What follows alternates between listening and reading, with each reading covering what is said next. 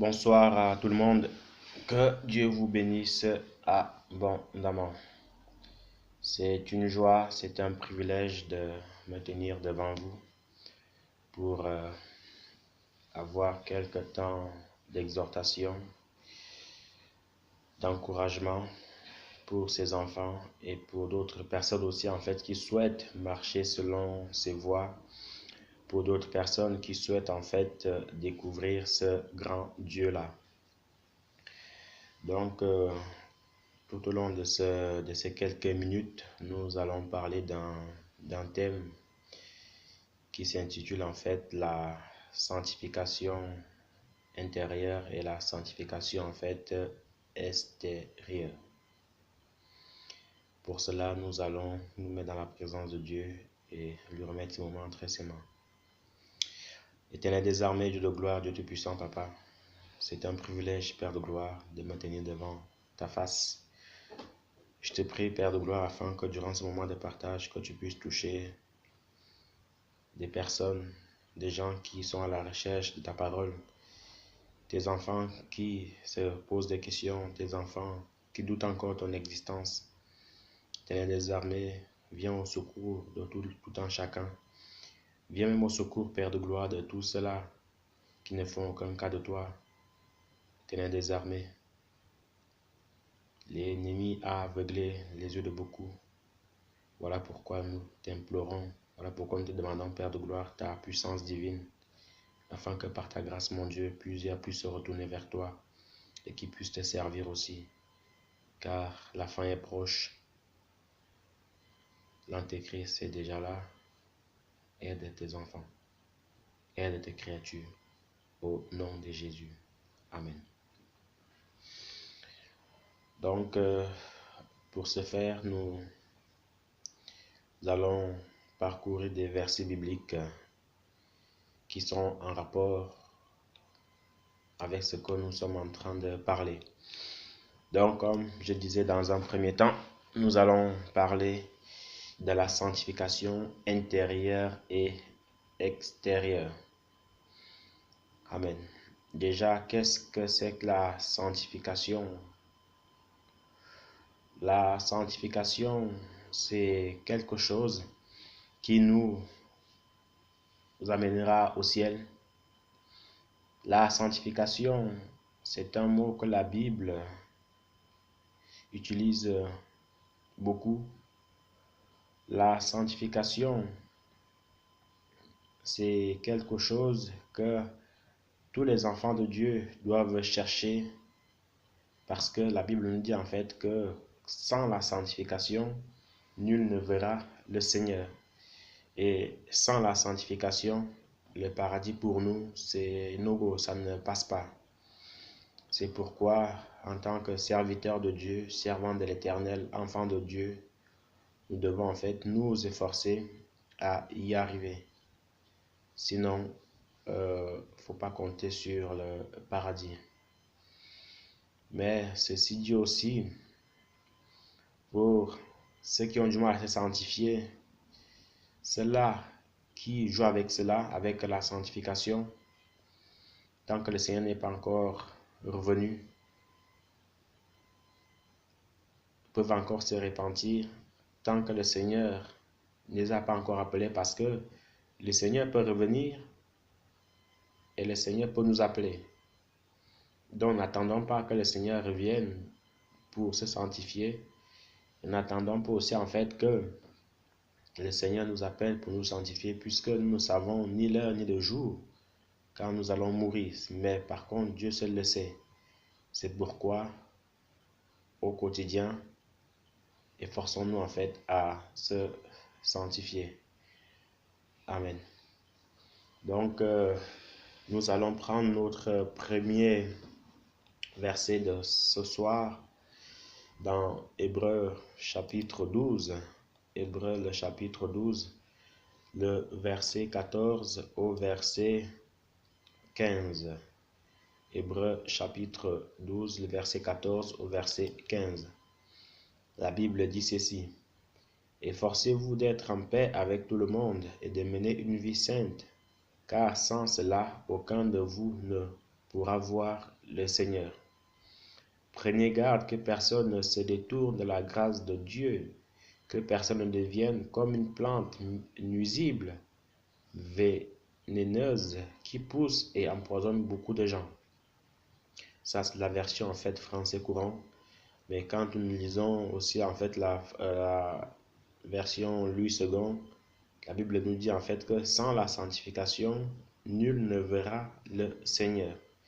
Sans la sanctification, nul ne verra le Seigneur. Par là, voyez-vous, la Bible est claire, la Bible est simple, que sans elle, nous ne pourrons pas voir le Seigneur.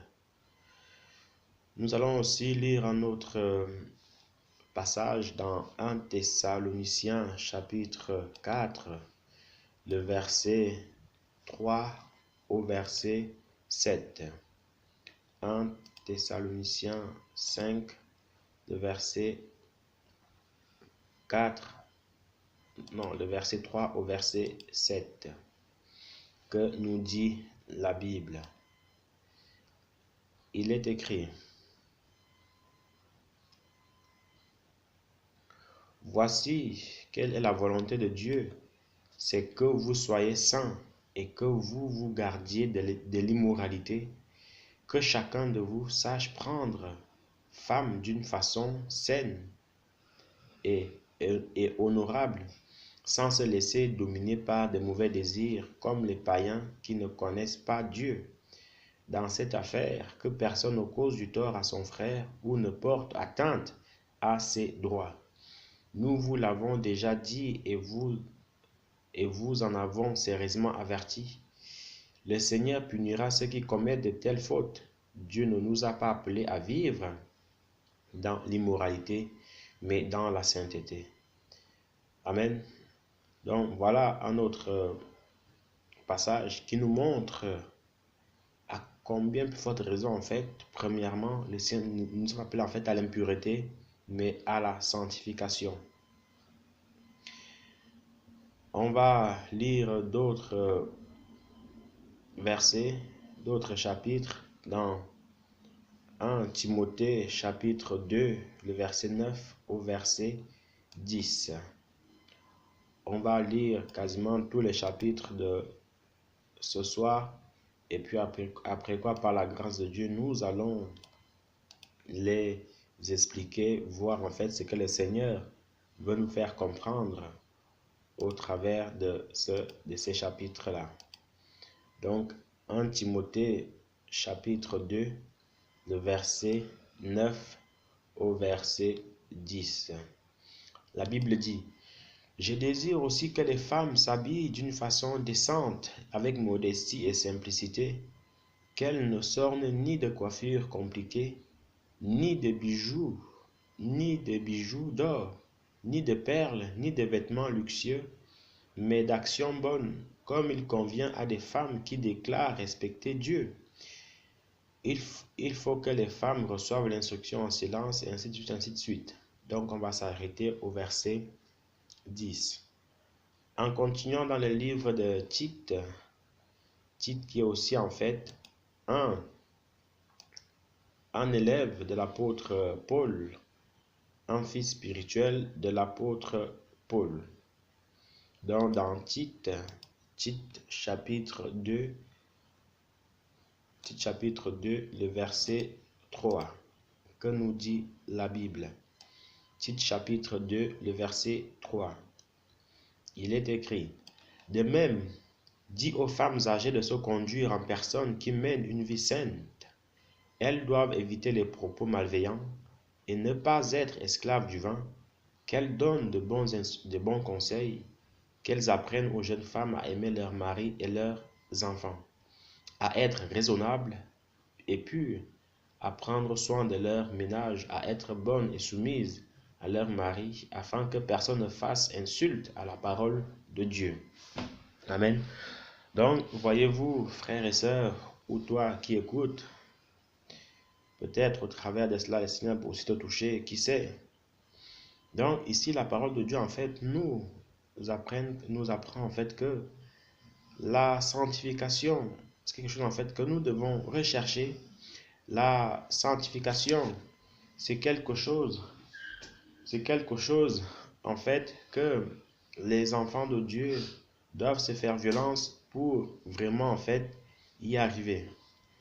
Maintenant, en développant un tout petit peu la sanctification. Dans le mot sanctification, parce que c'est en fait c'est comme une définition le mot sanctification, parce que dans la sanctification, on retrouve de l'impudicité, on retrouve de la fornication, on retrouve en fait de l'impureté, on retrouve en fait beaucoup d'autres choses. Par exemple, quand on prend le mot impudicité, on va un peu voir ce que ça veut dire le mot impudicité. En fait, le mot impudicité, c'est tout simplement en fait un caractère de ce qui est impudique ou absence de pudeur, de discrétion. L'impudicité, c'est aussi en fait le fait que une femme et un homme vivent sous le même toit sans être mariés, puisque quand les deux en fait vivent sur le même toit sans être mariés, ils vont sûrement et certainement et à coup sûr avoir des relations hors mariage, ce que le Seigneur déconseille. C'est pour cela, voyez-vous, il y a aujourd'hui en fait beaucoup de jeunes filles, beaucoup de garçons en fait, un, des jeunes filles en fait qui avortent, deux, beaucoup en fait de jeunes garçons en fait qui obligent leurs copines à avorter. Pourquoi? Parce que il y a eu conception d'un enfant et les deux en fait ne sont pas prêts, ne sont pas mariés et ainsi de suite, ainsi de suite. Déjà, c'est aussi en fait quelque chose qui est interdit, donc l'avortement. Peut-être Dieu voulant, nous parlerons un peu de l'avortement. Donc, l'impudicité en continuant, en fait, l'impudicité, c'est le fait que donc, les deux personnes vivent dans un même toit sans être mariées. L'impudicité, c'est aussi en fait le fait de s'habiller de manière en fait à manquer de pudeur. C'est-à-dire quoi? C'est-à-dire que quand une fille s'habille de manière avec en fait avec des vêtements très très très très collés, serrés, comme on dit, sexy, ce n'est pas bon puisque en faisant cela, elle attire le regard et en faisant cela aussi, en fait, elle peut faire tomber beaucoup d'hommes. Voyez-vous, il y a beaucoup de jeunes filles qui le font, qui sont conscientes qu'elles le font et qu'elles le font exprès pour attirer les regards. Jeunes filles qui écoutent ou maman qui écoute, toute personne en fait qui écoute, sachez en fait que euh, le fait de s'habiller sexy ne te ramènera jamais un vrai mari dans ta vie, ne te ramènera jamais un vrai homme dans ta vie. La seule chose en fait que ça t'amènera, c'est d'abord les viols, voilà, il faut le dire, le viol. Parce qu'un garçon qui voit une fille habillée comme ça dans la nuit, bah, que voulez-vous en fait qu'il fasse? C'est comme si en fait vous laissez en fait un os, vous mettez en fait un os devant un chien et croyez-vous en fait que le chien va rester comme ça sans réagir? Non, il va vouloir en fait manger cet os-là. Euh, Jeune fille en t'habillant de manière sexy comme le monde, comme la mode l'exige, sache en fait que l'homme que ça va te ramener, c'est un coureur de jupons tout simplement. C'est le genre d'homme, il voudra juste ton corps et puis il va s'en aller. Et puis après, tu n'auras plus que tes yeux pour pleurer. En t'habillant comme ça va te ramener en fait à un homme qui va seulement t'aimer. Pas parce qu'il t'aime, mais juste pour ton corps. Il faut que tu le saches. Mais par contre, si tu t'habilles en fait de manière décente, donc de manière euh, pudique, de manière discrète, ça va te ramener en fait un vrai homme dans ta vie, un vrai mari dans ta vie, puisque n'ayant pas encore découvert ton corps, il verra en fait plus ton cœur. Il va t'aimer parce que tu l'as ouvert, il a vu en fait comment ton cœur est simple, comment ton cœur est tranquille, comment ton cœur en fait est posé. Et en tant que chrétienne aussi, c'est un vêtement, un habillement que les filles d'Abraham doivent obligatoirement cesser. C'est pour ça, voyez-vous, il y a beaucoup de scandales dans l'église. Parce que quand une chrétienne en fait s'habille de manière excessive comme ça, à montrer ses jambes, à montrer son corps, sa poitrine dehors, comment veux-tu en fait que le prédicateur puisse prêcher correctement? Le gars, il va prêcher, mais en ayant un œil sur toi. Et après, avant la fin de la réunion, on va te dire, viens me voir au bureau. Qu'est-ce que tu sais qu'il va te demander au bureau? Donc, sache aussi en fait que tu es une occasion de chute pour les autres. Tu es en fait une prédatrice, tu es en fait une Jézabel. Et ce n'est pas bon pour, premièrement, une fille de Dieu. Ce n'est pas aussi bon en fait pour quelqu'un qui se dit servir Dieu ou quelqu'un en fait qui se dit servant de l'Éternel. Tu es en train de te tromper. Et si le Seigneur vient en venir maintenant, ce ne sera pas le paradis donc. Il n'est jamais trop tard pour changer.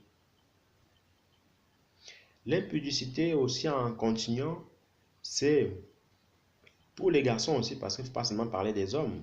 Les hommes aussi doivent être pudiques, c'est-à-dire quand ils s'habillent, il faut qu'ils s'habillent de manière convenable. Tu n'as pas besoin de montrer tout ton corps dehors, tu n'as pas besoin de montrer tous tes muscles dehors pour voir comment tu as 8 abdos ou 16 abdos comme tu veux. Non, non, non, non. Il faut s'habiller de manière correcte. Il faut toujours se demander, est-ce que la manière dont je suis habillé, ça plaît vraiment au Seigneur? Est-ce que comme je suis habillé, est-ce que ça rend honneur au corps du Christ? Si c'est oui, alors c'est bon. Si ce n'est pas bon, si c'est non, alors il faut te changer.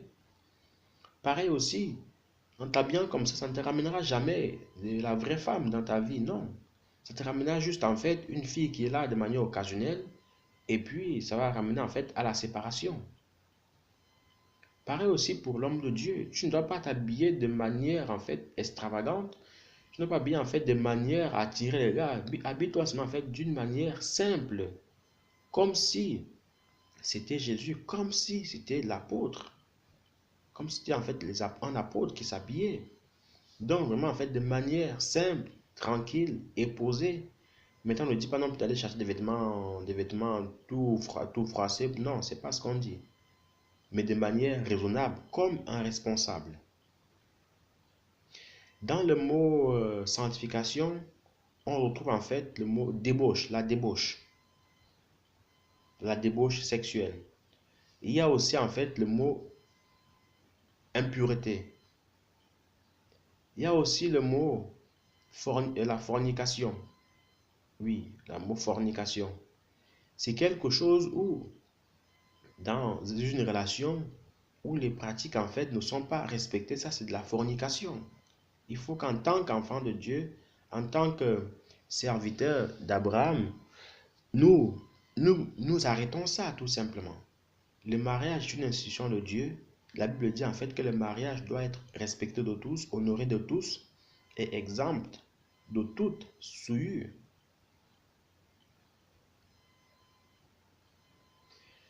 Comme on l'a lu ici, le Seigneur va dire dans le livre de Timothée, que je veux que les femmes soient vêtues d'une manière digne, avec pudeur et modestie. L'impudicité ou l'impudicité en fait touche plus en fait les femmes parce que les femmes en fait elles sont vraiment en fait la proie de toutes ces choses-là. Elles veulent se conformer au monde, elles veulent s'habiller comme le monde veut, elles veulent être comme les jeunes filles du monde, comme les stars du monde. Non. Toi en tant que fille d'Abraham, toi en tant que servant de l'Éternel, tu dois t'habiller comme le Seigneur l'exige. Et non parce que tu as vu Beyoncé, tu as vu Nicki Minaj ou tu as vu Rihanna. Non, non, non. Ça ne passe pas. Tu ne peux pas aller à l'église et vivre en fait ta vie comme tu veux. C'est soit tu vas à l'église et tu t'arranges en fait à vivre comme le Seigneur veut, ou soit tu ne vas pas à l'église, tu ne vas pas contaminer les autres et tu fais ta vie. Mais sache qu'en faisant ta vie, il y aura un jour où tu devras en fait rendre des comptes au Seigneur. Donc j'interpelle vraiment par la grâce de Dieu tout un chacun à se ranger pour faire correctement l'œuvre de Dieu. Interpeller tout un chacun, homme comme femme, à revenir en fait sur les voies du Seigneur. La sanctification intérieure, c'est quelque chose où, premièrement, si tu es bien habillé au dehors, tes pensées doivent être pures. On ne peut pas être chrétien et puis nos pensées, c'est des pensées impures, des pensées meurtrières, des pensées en fait qui n'honorent pas le Seigneur, des pensées de vol, des pensées de corruption, toutes ces choses-là. Non, ce n'est pas bon pour un enfant de Dieu. Il faut que tel qu'on te voit à l'extérieur, tel aussi, tu dois être à l'intérieur. Et c'est pour ça que le Seigneur avait dénoncé les pharisiens en disant que tombeau blanchi, vous paraissez bon au-dedans, au dehors, mais à l'intérieur, vous êtes plein de rapines, plein de péchés, plein de méchanceté, tout simplement. Pas bon du tout, mais vraiment pas bon. Donc, en tant qu'enfant de Dieu, tu dois avoir des pensées pures, des pensées en fait qui honorent le Seigneur. Des pensées d'amour, des pensées de paix, des pensées de réconciliation, des pensées de pardon. Et c'est comme ça en fait que on sera agréable à Dieu. Maintenant, il y a ce qu'on appelle la sanctification extérieure. C'est quoi? C'est l'habillement en fait. C'est l'habillement. Comme on disait tantôt, au niveau de l'habillement, les enfants de Dieu ont encore beaucoup de travail à faire. On ne peut pas se dire chrétien et puis quand on s'habille, on n'arrive pas à faire la différence entre la chrétienne et le païen. C'est pas normal. Dans ce cas, comment justifier en fait le passage de Malachie qui dit en fait que on doit voir la différence entre ceux qui servent Dieu et ceux qui ne le servent pas. Si la païenne s'habille avec une mini-jupe et toi aussi chrétien tu t'habilles avec une mini-jupe, où est donc la différence? Si la païenne s'habille en décolleté, toi aussi tu t'habilles en décolleté, où est donc la différence? Ma soeur, tu dois être un modèle pour les gens. Tu dois être comme Sarah, tu dois être comme Tabitha, tu dois être comme Rachel, comme Léa, comme ces femmes-là qui ont servi le Seigneur. Certes, tu auras des mots, des critiques et tout ça, mais ce n'est pas ton problème. Toi, tu sers ton Seigneur, tu sais en qui tu as cru et tu sais pourquoi tu y as cru. Et ne t'inquiète pas, on disait la même chose à Noé quand il construisait en fait son arche. Mais à la fin, qui c'est qui a eu raison? C'était Noé ou c'était les gens de cette époque-là? C'est bien Noé, puisque la Bible dit en fait qu'ils sont tous morts, sauf Noé et sa famille et quelques animaux. Donc toi, fais ce que le Seigneur t'a dit de faire et continue ta route, quels qu'en soient les dires des hommes. Donc au niveau du vêtement, tu dois être irréprochable. Au niveau de l'accoutrement, tu dois être irréprochable quand tu sors. Quand tu vas à l'église, partout où tu mets les pieds. Il faut que tu refasses ta garde-robe, comme disent beaucoup de filles, mais de manière convenable, mais de manière en fait à respecter les règles du Seigneur. Sinon, ça passe pas. C'est pour ton bien. Il ne faut pas en fait discuter en fait la parole de Dieu. Oui, mais si je le fais, je sais pas pour attirer les regards. Non, ce n'est pas toi qui vis en toi, c'est Jésus-Christ qui vit en toi maintenant. Ce n'est plus ta vie, c'est la vie du Seigneur. Et si c'est la vie du Seigneur, ne t'habille plus comme toi tu veux, mais habille-toi comme le Seigneur veut. Donc, ne prétends pas, il ne faut pas prétendre être chrétien, et puis quand il fait chaud, c'est les mini-jupes, c'est les décolletés, c'est la poitrine en l'air, les fesses en l'air, tout ce que tu veux en l'air. Non, tu n'es pas une marchandise. Tu dois préserver ton corps pour ton futur mari. Tu dois te préserver pour ton futur mari, mais ne veux pas vendre ton corps pour les passagers, pour les passants. Je me souviens de cette histoire que quelqu'un racontait, qu'il y avait une fille qui se disait chrétienne. Et puis les païens l'ont vu, ils ont dit, ah, la manière dont elle était habillée, c'est à se demander si elle était chrétienne. Et le pire, c'est que cette sœur-là avait tellement de formes que ça ne pouvait pas échapper, quoi. Mais maintenant, on se dit chrétien. On s'habille comme ça, on fait chuter les hommes, et puis la vie est belle, on continue. Non, la vie n'est pas belle, détrompe-toi, la vie n'est pas belle. Il faut t'habiller de manière convenable. Après, on est d'accord qu'il y a des hommes, il y a des pervers au dehors que, quelle qu'en soit en fait la manière dont tu t'habilles, ils vont toujours te lancer des regards. C'est pas grave. Au moins, tu sais que tu t'es habillé comme ton père le veut. Pour les sœurs, pour les femmes même, femmes païennes qui vont peut-être écouter cette vidéo aussi, si tu as des formes, c'est bien, gloire à Dieu. Si le Seigneur t'a fait ainsi, gloire à Dieu, gloire à son nom. Mais efforce-toi à t'habiller de manière décente. Il y a les pagnes, il y a les cabas, il y a tout ce qu'il faut. Maintenant, c'est à toi de voir quoi. Donc, pareil aussi pour les hommes, hein. Voilà. On va pas se dire serviteur de Dieu et puis commencer à porter des dignes déchirés au dehors pour être swag, comme beaucoup disent. On va pas se dire serviteur de Dieu et puis commencer à porter des débardeurs au dehors. On va pas dire serviteur de Dieu en sortant, en montrant son gros ventre au dehors. Non, ça c'est pas serviteur de Dieu, excusez-moi, c'est pas serviteur de Dieu. C'est quelqu'un en fait que il a encore besoin de conversion, il a encore besoin d'enseignement.